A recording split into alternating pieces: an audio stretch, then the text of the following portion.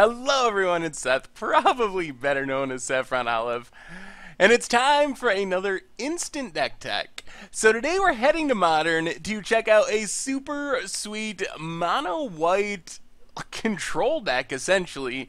This one goes by the name Martyr Proc. And it recently took a Magic Online user by the name of Gobo2009 to a 5-0 finish in a competitive Modern League, so congrats to Gobo2009 on their finish with the deck.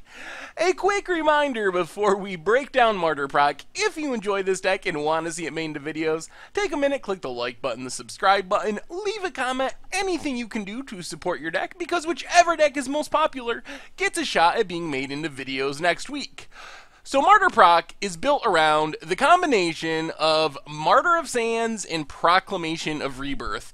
Martyr of Sands is a 1-drop. That's a 1/1. You can pay 1 and reveal X white cards from your hand and sacrifice the Martyr of Sands, and you gain 3 times X life. So the idea is you play this on turn 1, or turn 2 actually, so your opponent can't kill it with a bolt. If you leave that mana up, then you can activate it in response. Then you sack it. Reveal a whole bunch of white cards in your hand. Your deck is mono white, so every single main deck card that's not a land is going to trigger it and gain 15 life, maybe 12 life, depending on how many white cards you have in your hand. Proclamation of Rebirth reanimates 3 creatures with converted mana cost 1 or less for 3 mana, which is pretty sweet, but the real power of the card is Forecast. So for 6 mana, you simply reveal Proclamation of Rebirth from your hand on your upkeep, and you get to return a single card with converted mana cost of 1 or less from your graveyard to play.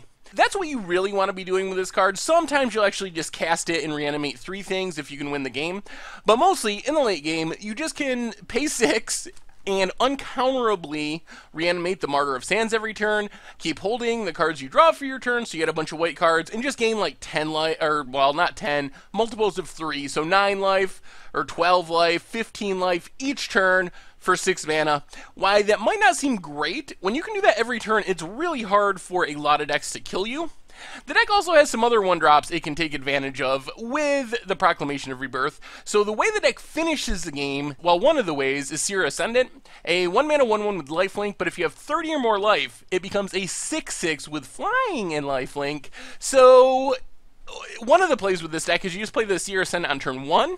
On turn 2, you play your Martyr of Sands, sacrifice it, gain enough life that you go up over 30, and then all of a sudden you're attacking with a 6/6 flying lifelink on turn 2.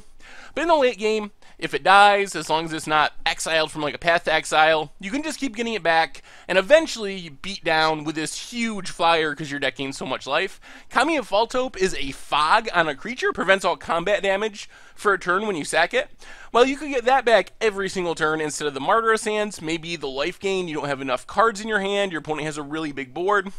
You can get back Kami of False Hope every turn, sack it every turn to prevent your opponent from killing you with combat damage. And then Weathered Wayfarer doesn't really sack itself, isn't really a finisher, but the deck has some good lands to search out. And then Ranger of Eos can search up any of the deck's 1-drops, so it's a good way to, in the early game, find your Martyr of Sands, find your Weathered Wayfarer, and then in the late game, you play it, just find 2 Seer Ascendants, you have a bunch of life, so they're immediately 6/6 flying lifelinks. Then the deck has Infinite Squadron Hawks with the combo of Squadron Hawk and Mistfall Plains. So you play your Squadron Hawk, search up some Squadron Hawks. When a Squadron Hawk dies from blocking or something, you pay 1 with Mistfall Plains, put it on the bottom of your library. Then when you cast your next Squadron Hawk, you get to search up the Squadron Hawk that you put on the bottom of your library. So you just have infinite blockers, really grindy. And then to finish the game, apart from the Seer Ascendants, you got a Sun Titan and an Elspeth Sun's Champion. And then there's a bunch of removal and disruption. So you got Path to Exiles and Oblivion Rings as target removal. Ghostly Prison slows down the game, and Wrath of God kills all the creatures.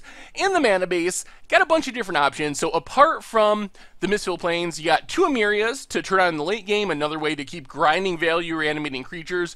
Ghost Quarter and Tech Edge to attack your opponent's lands, and 4 Flagstones of Trokir. And of course, they can all be searched up with your Weathered Wayfarer, but you only have 1 of those, but that's okay, because they can be searched up by the Ranger of Eos, so the deck is pretty good at finding the right non-basic lands. And then you got 11 planes to power up your Miria and let you cast your white spells. In the sideboard, you got a bunch of Artifact and Enchantment Hate, then some more removal, Celestial Flare and Celestial Purge. Relic of Progenitus for graveyards. Pithing Needle and Rune Halo can shut down one specific threat of your opponent in different ways. And then 3 Aven Mind Sensors to disrupt searching decks, anything that's tutoring or even a lot of fetch lands, very good against. So that is Martyr Proc for Modern. Thank you very much for watching. I hope you enjoyed today's Instant Deck Tech, and I will talk to you soon.